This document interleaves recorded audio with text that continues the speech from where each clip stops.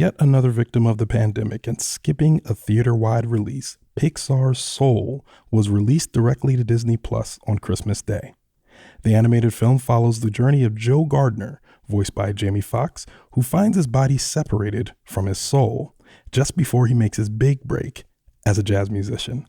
I'm Ronald Young Jr., and I'm on the couch.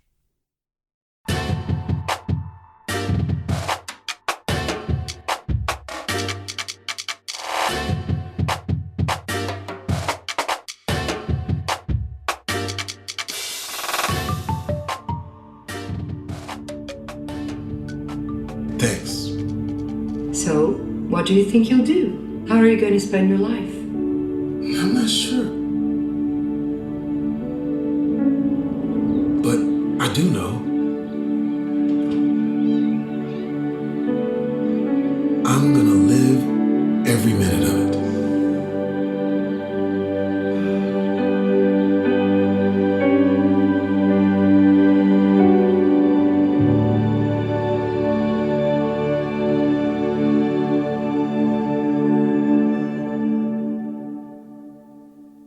All right, this is Ronald, and I am on the couch after watching Soul by Pixar, available on Disney Plus. Soul, directed by Pete Docter, written by Pete Docter, Mike Jones, and Kemp Powers. Starring Jamie Foxx, Tina Fey, Questlove, Phylicia Rashad, Angela Bassett, Graham Norton, Daveed Diggs, Rachel House, Richard Ayoade, Alice Braga, Fortune Feimster, Donnell Rawlings, and June Squibb, amongst other voices that are also in there as well. Okay, so Soul, a new Pixar movie, came out today. I don't know if it's also available in theaters. I know it's 100% available on Disney Plus. Another movie that was supposed to have a theater release earlier this year. It might have been in the spring or summer, but again, a victim of the pandemic. So Soul is about a man named Jerry Garner, played by Jamie Foxx, who is a middle school, I believe, band teacher, who finally is about to book the gig of his life when he falls into a manhole cover, and as a result, his soul drops into limbo. And as it drops into limbo, he then becomes a mentor to Soul 22, and hijinks ensue. This movie is it's a Pixar movie, so Pixar is no stranger to tackling large, emotionally resonant themes. This movie is no different. It falls right into that vein. As a matter of fact, it picks up, I think, in places where, Coco left off, where Inside Out left off. It's not necessarily, something like, The Incredibles or Toy Story, even though it tackles, some of those familiar themes of existential dread. Why am I here? Those types of things.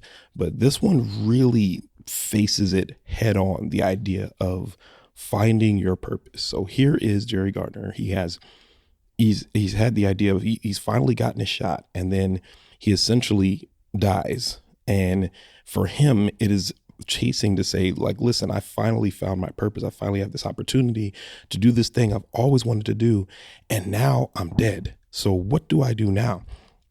And this movie tackles that theme over and over again, because within this limbo that he drops into, which is called the Great Before, there are mentor souls like himself that are chosen to help find new souls, be ready to go be born into Earth.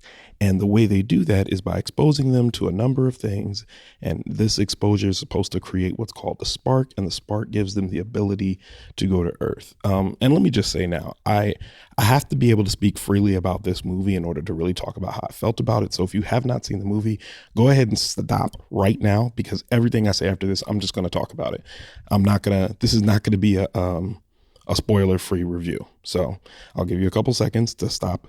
5, 4, 3, 1. Okay. Everything I say after this, I'm just going to speak freely about the movie. If you've seen it, you'll be able to fully engage my thoughts on this from here on out.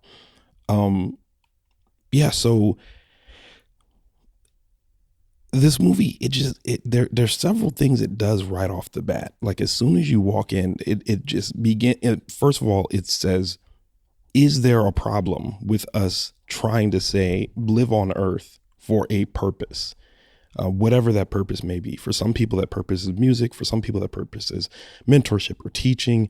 But is that the reason why we are living here on earth? Now, as a person, a man of faith, and a preacher, and a person who has believed in purpose for a long time, I do think that they ask a very valid question here. And the way they go about answering it is they don't come down on one side of or the other as much as saying like, maybe, but you got to do you, which I think is the answer that we finally get to.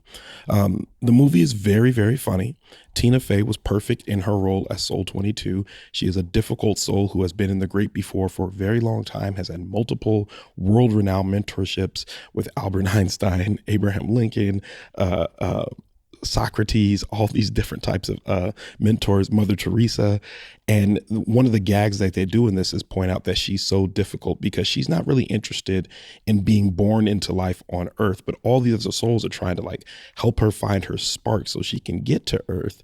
And she's just being difficult. And one of the gags they use is cutaway gags to just all of these world-renowned luminaries from earth being very frustrated with this one amorphous soul not being able to find out what her spark is so that she can just go to earth.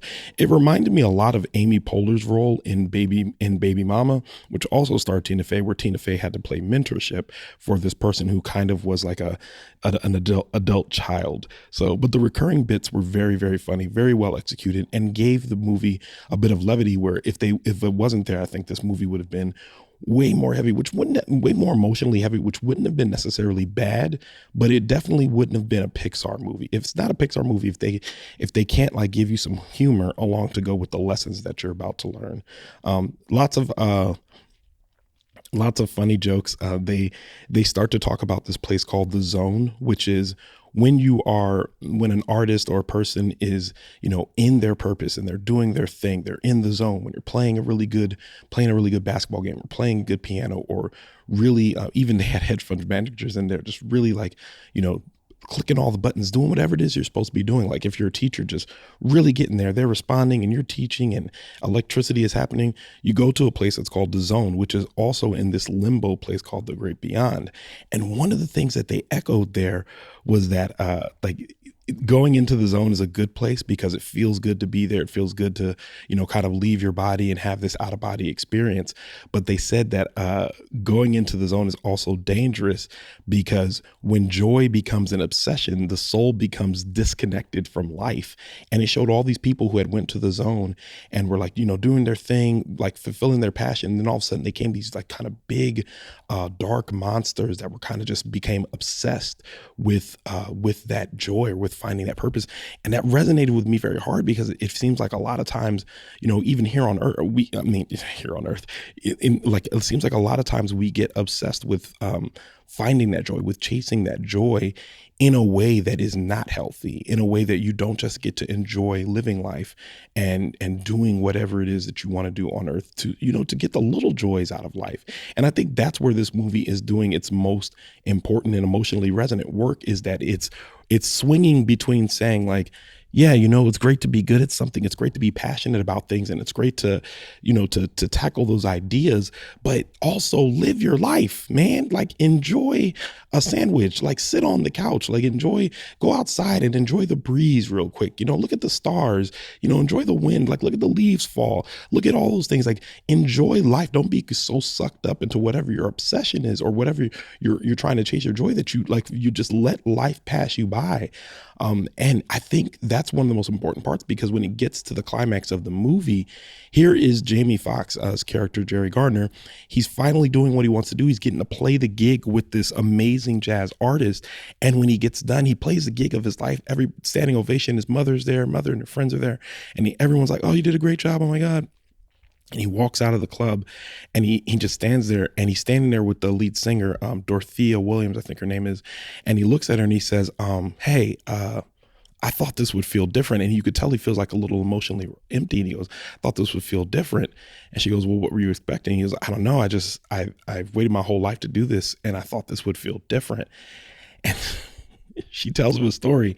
She goes, there's a story about a fish in the ocean. And for those of you who've seen this, you know what I'm talking about to say, but she goes, there's a fish in the ocean, a young fish. And he drives up to, he swims up to another fish and goes, hey, where's the ocean? I want to be in the ocean.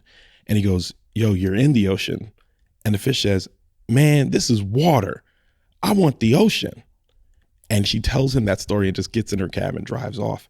And it's this idea that we spend all our lives chasing after this thing when we actually go and obtain the thing, there's an emptiness that comes with it because we've spent all of our time obsessing over the thing and not really enjoying the journey and enjoying all of life that comes with it, with going after the things that you care about. Now, I'm getting very deep into the emotional themes about this movie, but those are really what I liked about it. I mean, and I'm going to talk about the other things that I liked, but I really think those themes are so important. And in a Pixar movie, you can't walk away without talking about the themes. You could talk about all the funny things. There's a lot of funny things in the movie. The jazz score of the movie is very good.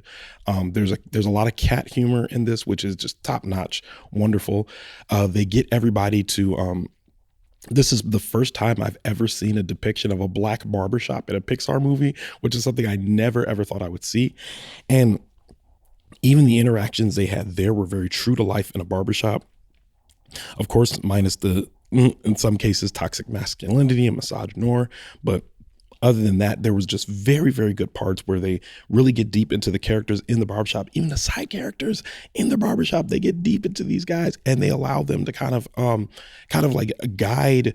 They allowed them to guide Jerry Garner even on his journey. And he has a moment in the barbershop where, and at this point, he's in the body of a cat. But even he has a moment in the barbershop where he's like realizing that maybe he's not, engaging with this barber as much. He sits in the chair and kind of talks about himself, but doesn't talk to his barber at all. And his barber's telling him, hey, I wanted to be a veterinarian. I didn't want to cut heads, but I realized that I'm doing good work here and I really like doing what I'm doing. And that's kind of a hint to the theme of the movie, which is that Jerry saying, no, your purpose was to be a barber, right? He's like, no, I wanted to cut hair.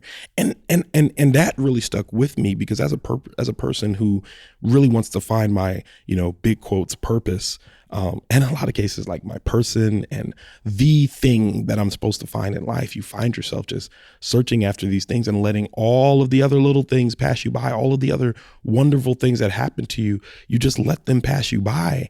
And they just keep echoing this theme over and over again. But again, one of the other things I liked about this movie is a very black movie. Again, you don't expect that from Pixar, and it's a white director, which surprised me, but they really just let the blackness kind of breathe into this movie. The depictions of black women I think are excellent. They are not cartoonish. I think in some cases they could lean into a little bit stereotypical, but not into typical stereotypes, if you will. They nail the idea of what what a black auntie is, what a black mom does, even the black diva when it comes to the Dorothea Williams and the jazz part, like they just do really good jobs of depicting that. And when I say stereotypes, I just mean the things that we actually know about black folks and not the things that are just played up in white led films most times. And I think that was important to see this. Like I'm sitting there watching, I'm like, they consulted with somebody. They asked a question. Like there was a black person in the room because some of these depictions are just spot on. And I really enjoyed that. This movie is very good. It's a very, very good movie. I think the parts that I didn't like, there's a part where Jamie Foxx and Amy Poehler essentially switch bodies. So she's in his body and he is in a cat's body, which becomes a little Freaky Friday-ish, but they get some humor out there, which I also enjoyed. But I didn't love those portions of it. I really love the parts where they're talking about the theme, where they're in the great beyond. And then towards the end, when they get back to talking about discussing the themes, the Freaky Friday portions, and I think that could have been way worse. It could have just been oh no, this is two people fish out of water, zany comedy. How are we going to get that? And they didn't stay there, which is good. They're there for about maybe half an hour of the movie, maybe half an hour to 40 minutes of the movie. But it's not the most significant portions of the movie. And that they switch bodies is not terribly important. It's really what they're accomplishing when they switch bodies, which I think was good. But I didn't love that. And honestly, I think in terms of drawbacks, that's probably my only real drawback to this movie. Other than that, yeah, it's so good. I think it's important for everyone to watch. I think parents will like this. I think kids will like this. I think couples will like this.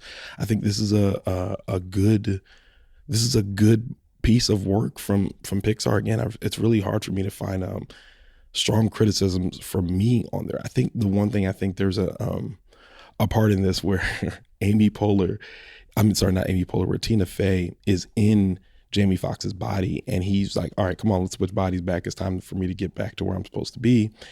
And she runs off and goes, no, I want to find my purpose. And I had a moment where I was like, well, this is a white woman stealing a black man's body to find her purpose. And I was like, that makes me a little uncomfortable, but I had to dig deep for that one. I was there and I was like, and they didn't stay there very long either. She kind of runs off and they end up, falling back into the great beyond and going about their way.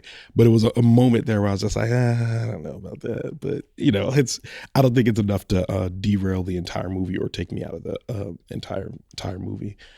Yeah, with all of that being said, I think this is a strong 4.25 movie. Yeah, it's not perfect. I mean, there's some tropiness, and I mean, there's some things about it. I don't know if I would change, but just things about it that just definitely weren't perfect. But it was a strong movie. Very good. I would definitely watch it again. There's a part towards the end where they get into some negative self-talk aspects, which I've dealt with, which really made me tear up a lot, because I just was like, oh, wow, I really saw it. And I thought they nailed that well. So it's really hard for me to mark this movie down at all. So yeah, I would give it 4.25 of 5 stars. Definitely think you should see it. It's on Disney Plus right now. Don't know how long it'll be there, but it's on there. No additional charge, no $29.99. Way better than Mulan. Think worth seeing for everyone. Yeah. And with that, actually, and one more thing, the acting was fine. It was not, I don't think it was standout performances from anyone because it was voice acting, but I think they all did the job. I think the writing and direction of this movie and the themes of this movie were stronger than any of the individual performances, if that makes sense. But I think they all were a part of it. So that's why I didn't really get deep into their performances as much as like the film itself and the story, I think, were stronger than any of the individual acting performances. But everyone did they clocked in and did exactly what they needed to do to make the movie a success. So with that, Leaving the Theater is a production of Oh It's Big Ron Studios. Theme music by the mysterious Breakmaster Cylinder. To find out more about this show and other Oh It's Big Ron Studio shows, follow me on Twitter and Instagram at Oh It's Big Ron. That's at ohitsBigRon. If you like this show, check out our sister show, Time Well Spent. Leaving the Theater will be back soon, but until then, I'll be here on the couch.